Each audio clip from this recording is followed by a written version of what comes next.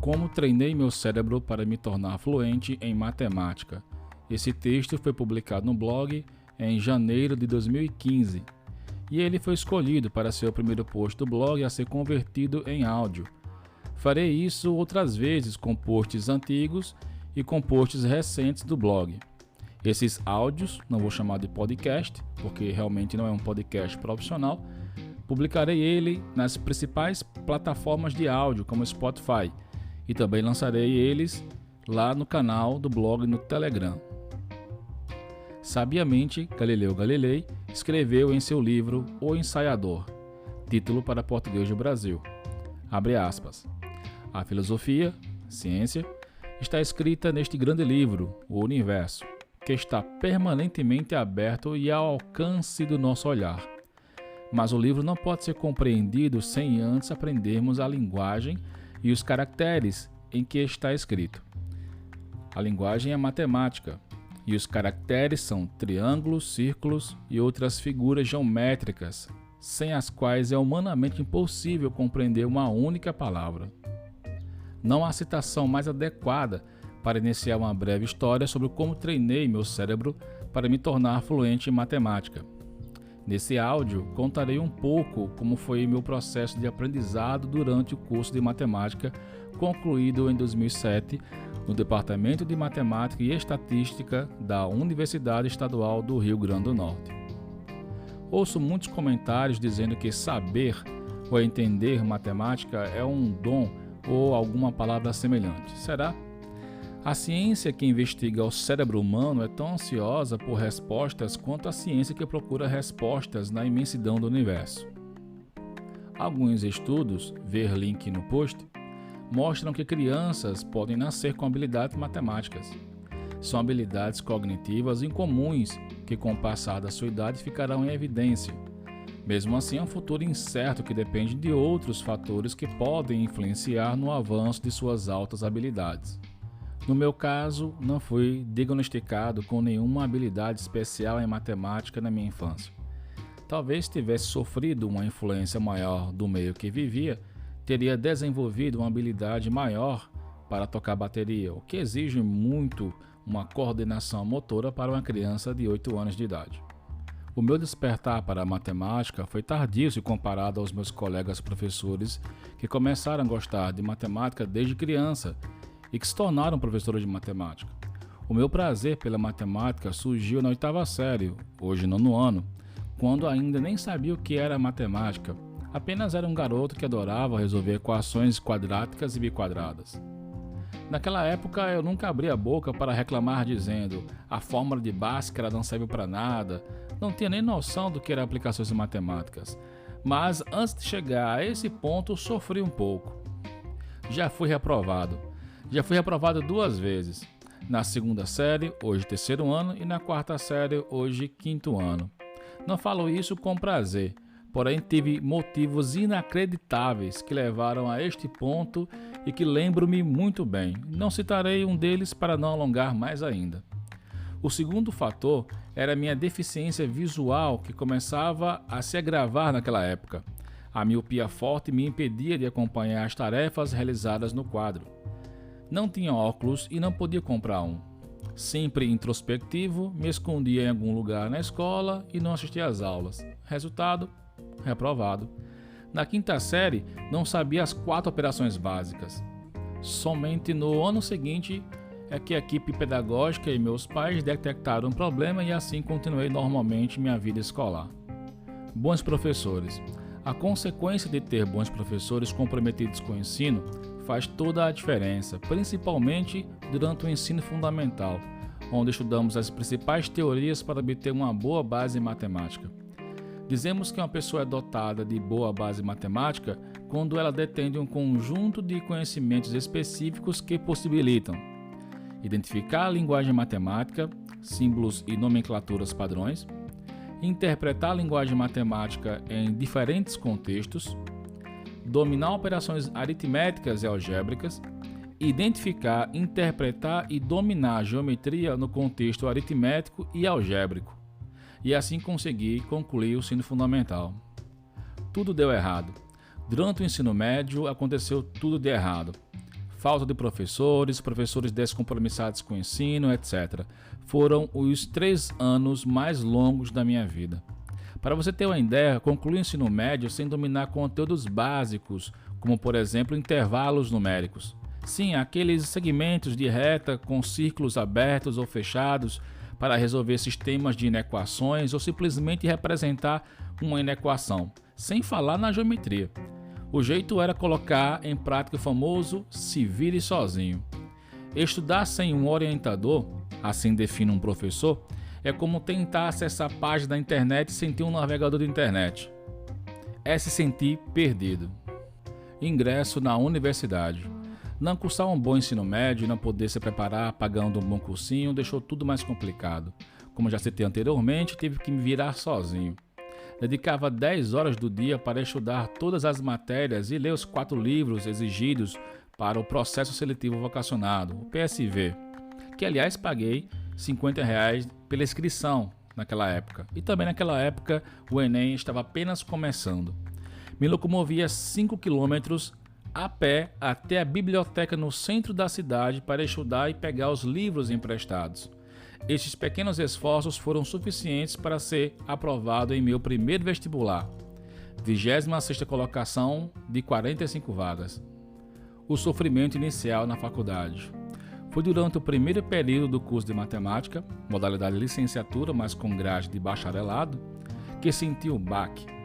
Um curso de matemática é muito puxado. Não há muito tempo para se tirar dúvidas. O ideal é que você comece o curso com uma boa base em matemática. Caso contrário, terá que repetir a cadeira no semestre seguinte. E assim aconteceu. E é a partir daqui que começou o meu treinamento pessoal para me tornar fluente em matemática. Como treinei meu cérebro para me tornar fluente em matemática? Escrever e falar fluentemente em um idioma qualquer exige, obviamente, que domine o idioma. Dominar a grafia e todas as características de um idioma permitem entender o que se escreve e lê. Com a matemática não é diferente. Basta lembrar da citação de Galileu Galilei no começo desse áudio.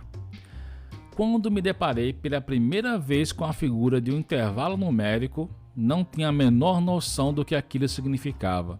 Calcular uniões, interseções e demais operações com intervalos era algo que eu odiava. Mas por quê? Porque não entendia.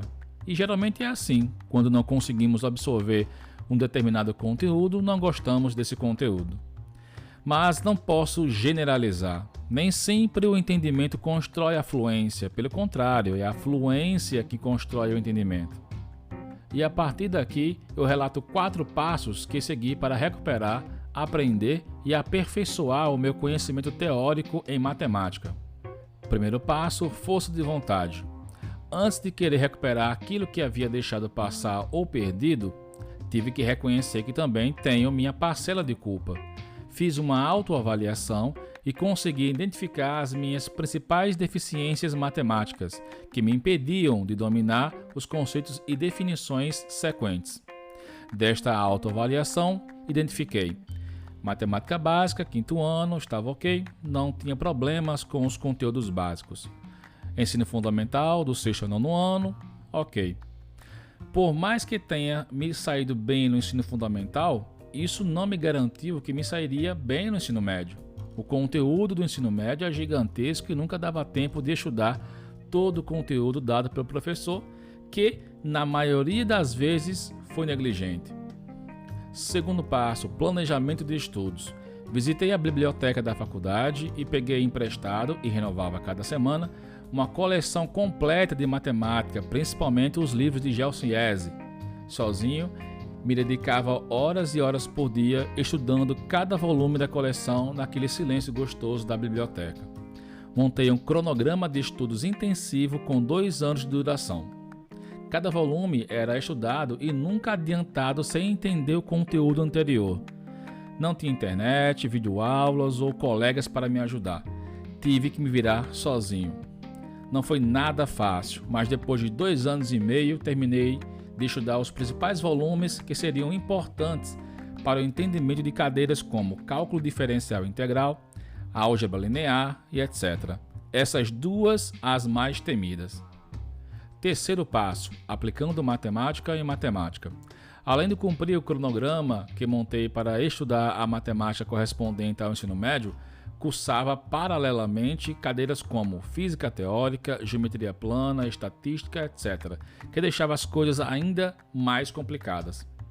A parte boa era que tudo se encaixava quando assistia às aulas, cujo conteúdo tinha pré-requisitos, que havia estudado e aprendido há algumas semanas. Resultado, aquele inexperiente acadêmico de matemática reprovado em Matemática 1, alguns anos depois, ela no destaque em álgebra linear 1 e 2. Não conto isso com muito orgulho, pois na minha época só pagaram a cadeira de álgebra linear eu e mais 2 colegas. Quarto passo, aprendendo e ensinando. Participei de muitos grupos de estudos quando cursava matemática na faculdade, mas na época não conseguia acompanhar o ritmo pelos motivos que já ouviram até aqui. Depois de muitos esforços, consegui dominar o que antes nunca tinha estudado ou tinha dificuldade para aprender.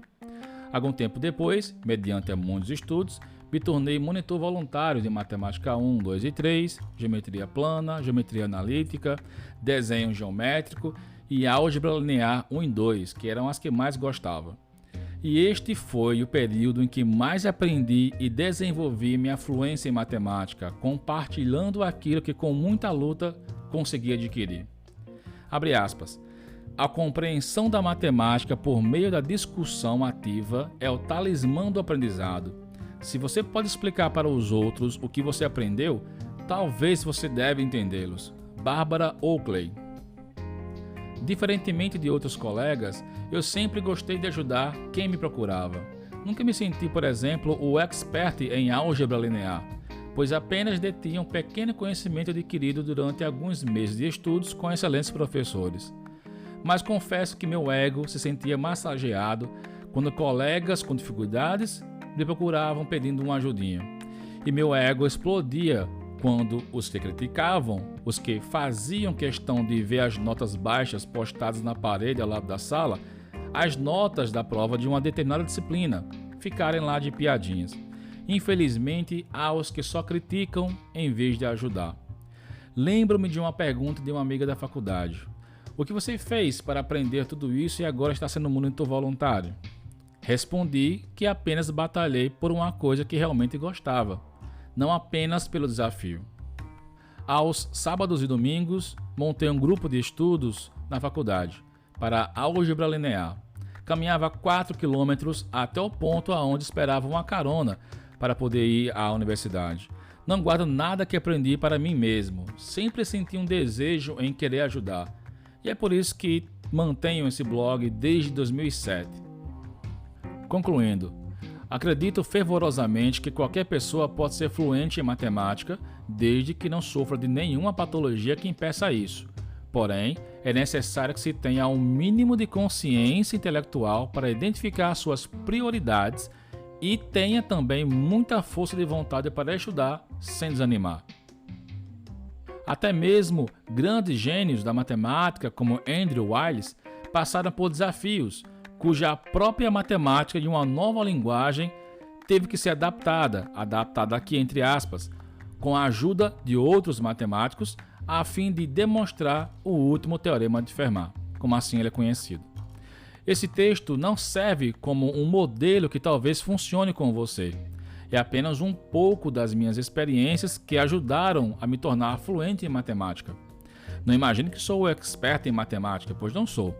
Lembre-se, nem sempre o entendimento constrói a fluência, pelo contrário, é a fluência que constrói o entendimento. Caso contrário, não seria um professor hoje. Não me atreveria a ensinar matemática sem dominar aquilo que irei ensinar, como vejo muitos a agirem assim. O que me faz ter sucesso como professor é me colocar no lugar dos meus alunos e mostrar que eles também podem aprender matemática. É impossível compreender a física dos movimentos, a biologia dos seres vivos, a química que nos compõe, a informática que facilita as nossas vidas, a astronomia que todos os dias desvenda os mistérios da nossa própria existência, as engenharias e qualquer outra área sem dominar a linguagem que é comum a todas elas, a matemática. Todas caminham lado a lado e já revolucionaram o mundo como conhecemos, seja para o bem ou seja para o mal.